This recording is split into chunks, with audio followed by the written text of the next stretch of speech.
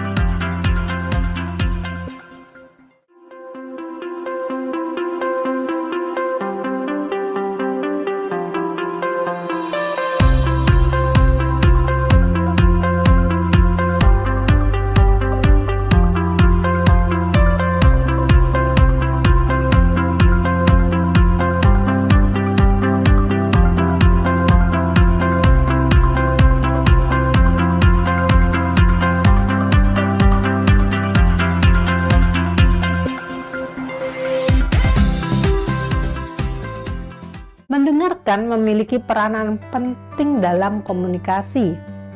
Mendengarkan itu sendiri adalah proses menerima, menafsirkan, dan bereaksi terhadap pesan yang diterima oleh pembicara.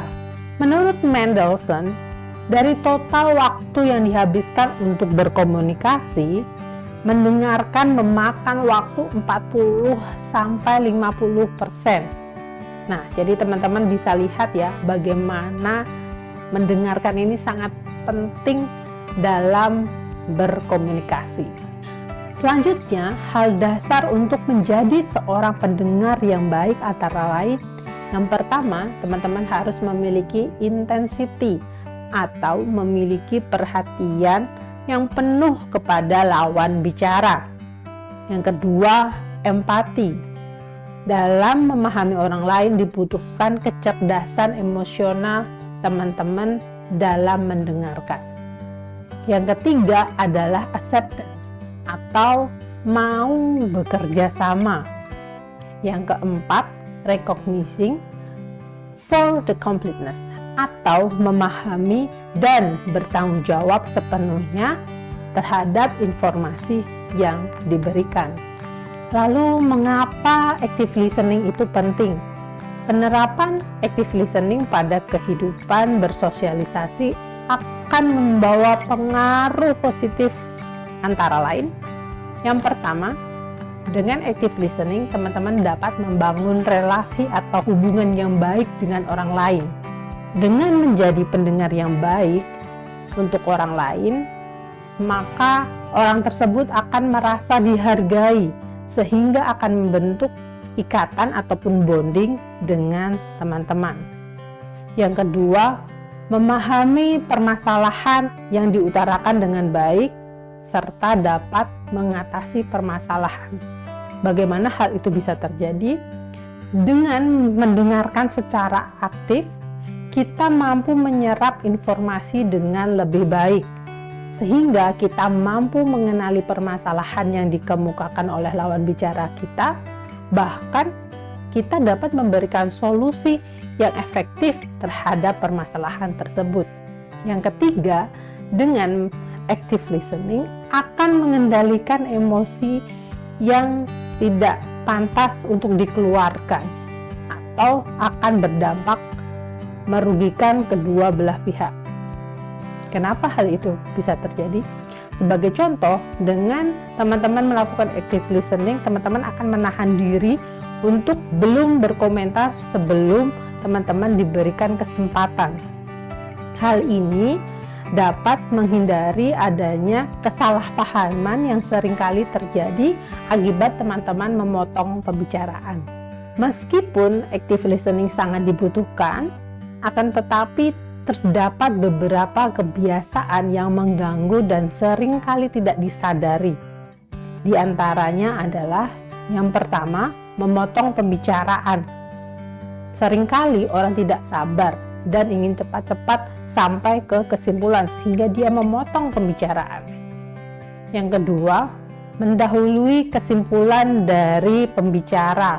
Dia mengeluarkan asumsinya sehingga sebelum sampai di akhir cerita dia sudah menyimpulkan terlebih dahulu.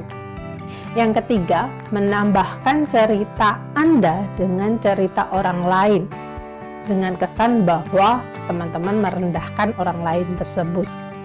Aku pernah kok melakukan hal itu. Seperti itu sebagai contoh. Yang keempat, terlalu mendominasi komunikasi. Seperti kita ketahui, seharusnya komunikasi itu terjadi dua arah. Akan tetapi terkadang salah satu pihak ingin tampil lebih aktif atau mendominasi cerita, sehingga hal ini membuat lawan bicara enggan untuk berkomentar ataupun bercerita. Lalu, bagaimana tips atau langkah-langkah untuk meningkatkan kemampuan active listening? Yang pertama, teman-teman bisa menaruh perhatian pada pembicara, salah satunya dengan meletakkan handphone dan mendengarkan pembicara dengan baik. Handphone di sini dinilai sebagai salah satu hal yang seringkali mendistraksi adanya pembicaraan antara dua orang atau lebih.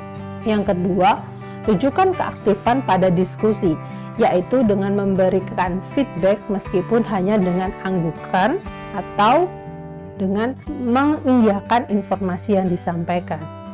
Ketiga, teman-teman harus open-minded atau berpikiran luas. Kita harus terbuka dengan apa saja informasi yang masuk ke kita dan disampaikan orang lain.